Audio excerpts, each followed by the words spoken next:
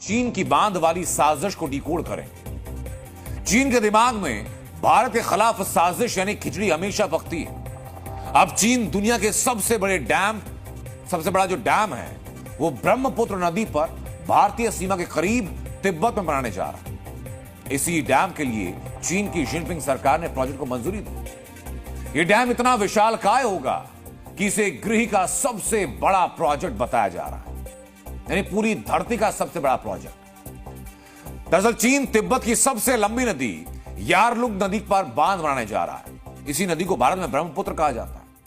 यह बांध तिब्बत में ऐसी जगह बनाया जाएगा जहां से ब्रह्मपुत्र नदी अरुणाचल प्रदेश और फिर बांग्लादेश के लिए यू टर्न लेती है। चीन अपने इस बांध पर 1 ट्रिलियन युआन यानी करीब 137 अरब अमेरिकी डॉलर खर्च करने जा रहा है। जिस प्रोजेक्ट को हरी झंडी दिखाई गई वो फायदा चीन को तो देगा, लेकिन भारत के लिए बहुत चिंता वाली बात है, क्योंकि इस बांध के जरिए वो भारत पर कभी भी एक बड़े अटैक की धमकी दे सकता है।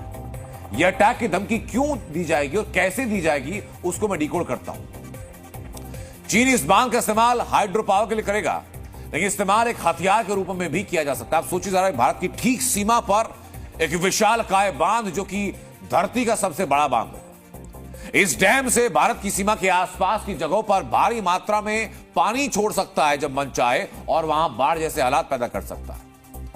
बांध से अगर पानी कम छोड़ेगा तो भारत और बांग्लादेश दोनों देशों के लिए जल का संकट पैदा हो जाएगा। हालांकि इस चाल का काउंटर करने के लिए भारत अलर्ट है, और अरुणाचल प्रदेश में ब्रह्मपुत्र नदी पर एक डैम का निर्माण भारत भी कर रहा है। चीन ने ऐसे कई कदम उठाए जिसने धरती पर खतरा पैदा किया, और यह बांध भी भारत नहीं बल्कि पूरी दुनिया के लिए एक बड़ा खतरा पैदा हो सकता है।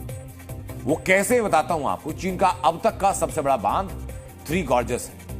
इस बांध में 40 अरब क्यूबिक मीटर पानी आता है, और यह बांध धरती की घूमने की रफ्तार को प्रभावित कर रहा है। यह उस बांध की, उस डैम की तस्वीरें में दिखा रहा हूं। इतना पानी इस बांध के अंदर है कि धरती की घूमने की रफ्तार प्रभावित हुई, और इसी बांध की वजह से स्पीड धीमी भी हुई धरती घूमने की, जिस पर दुनिया भर के वैज्ञानिकों ने चिंता जाहिर की है। और दूसरा बांध भी चीन बनाता है तो वापस तबाही की संभावना है।